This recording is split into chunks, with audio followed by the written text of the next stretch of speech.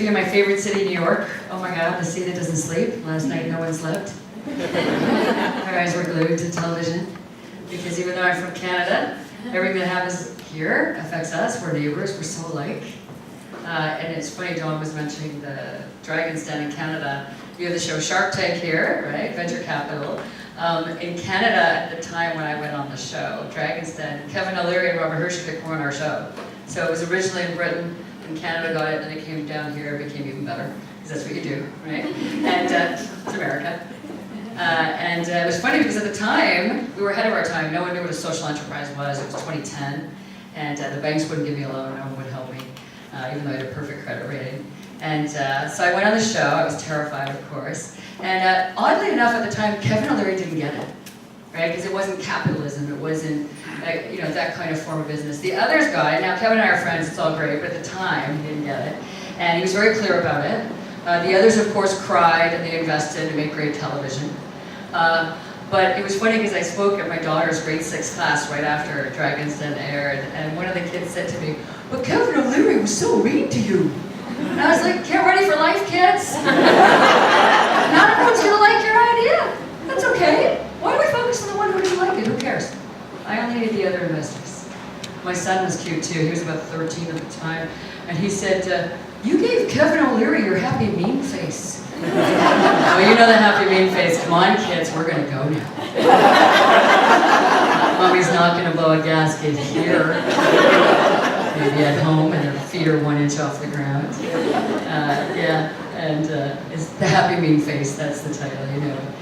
But yeah, I got to open for Kevin in Halifax right after Dragon's Den aired, and I got to thank him. You got to thank the people that push you out of your comfort zone. You want to prove to them that you can do it. You want people not to believe in you. You want to be able to show them that it's possible. If you believe in your idea, it's worth fighting for. I'm thrilled to share with you great news about Captain Green. You're probably wondering how he's doing. He stood to take his wedding vows. I was his best man. I wore a sexy tuxedo. And he wrote a best-selling book with his wife, Debbie. And they welcomed their son, Noah. He recently shared the stage with Prince Harry, and he's really quite an extraordinary story. I actually met Trevor in university, so we go back 30 years. I was raised in poverty by a single mom, and I showed up at university with $5 in my pocket, no sheets for my bed. My roommate gave me sheets. I spent my last $5 on a six-pack, and my life began. I'm from the Maritimes. We like to have a drink. It's the poorest region of the country, but we have a lot of fun. And that's where I met Trevor. And he was the person who would walk a girl across campus to make sure she got home safely. He wrote the book on the homeless in Japan. He wrote the book on the missing women in Vancouver before anyone knew they were disappearing. And so when he was wounded in Afghanistan, you know, as his best friend, what are you going to do? You're in the hospital. The doctors told his family to forget about him. One day his fiancée at the time, Debbie, saw his eyes going across the page, and she noticed he was reading. And she said to the doctors, "I'll be taking over now." And we flanked her. And that was it. We believed so much in his mission of peace that we weren't going to let go. So while I was in the hospital, I said, "You heal, I got this." Right? That's what you do for your best friend. And then I realized, I don't got this. This is the patriarchy. I don't have a way to touch peace. I'm not a brave soldier. I'm not a world leader. And then it dawned on me, women own the voting power. And the buying power.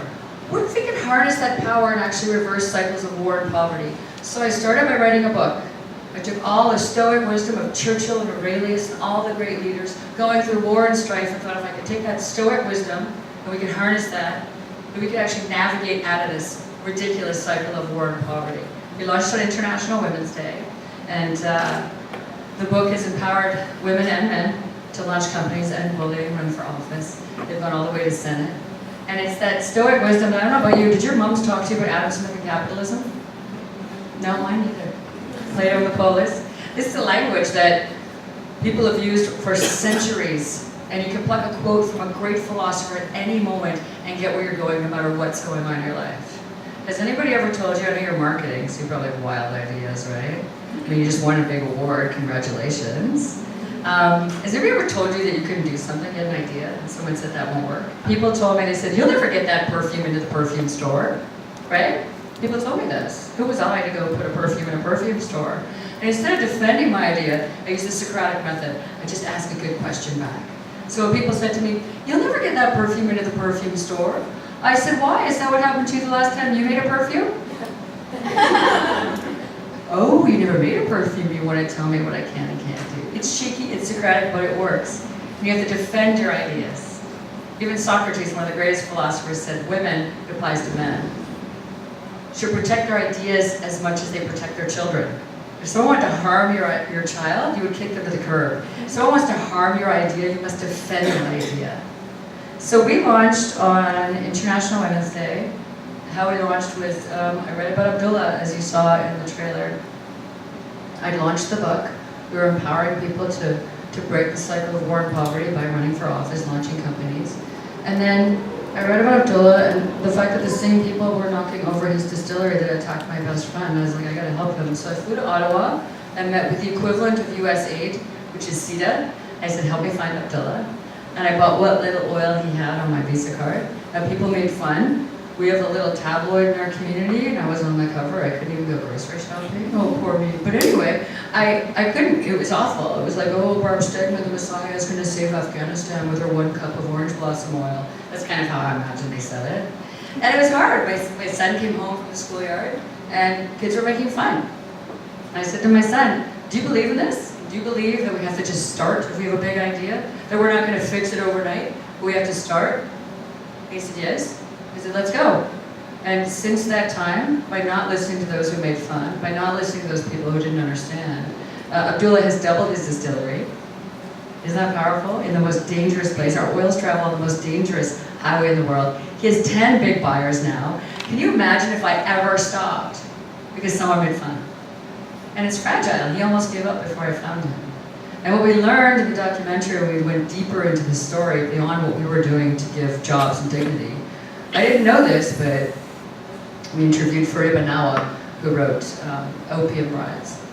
Basically what happens in Afghanistan is the Taliban come along and force the farmers to grow the illegal poppy, which is 90% of the world's heroin. It's destroying people's lives in New York, in Nova Scotia, in LA. It's in our interest to care.